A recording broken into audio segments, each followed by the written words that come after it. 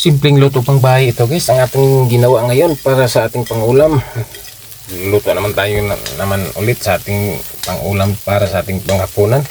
Itong ating ginawa, ating lulutuin naman natin. Ang karne naman muna natin ang nilulunod natin.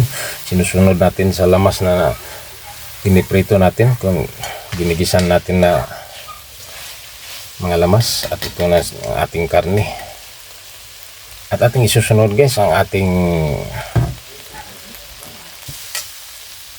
pang sahog natin. Ito bagyo beans ito guys, ang ating pang sahog sa ating niluluto na pang ulam natin.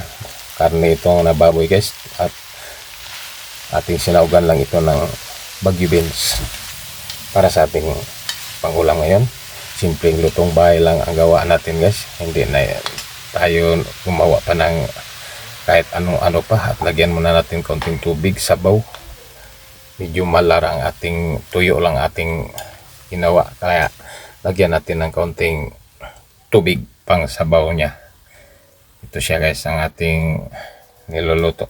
Lagyan natin ng pangpasarap sa ating ginawa na pang ulam natin. Ito siya ang ating karne na may bagyo beans, ang ating sahog sa ating niluluto ngayon mga pang-ulam natin. Ito siya ating halo-haloin natin. Pag hindi na natin lagyan ito ng dagdag pang asin guys, kasi nga marami naman ng tuyo na i-marinate natin, kaya di na natin dagdagan pa ng asin.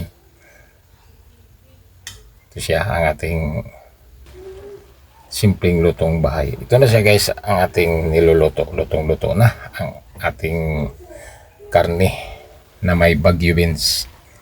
Ito siya, atin na itong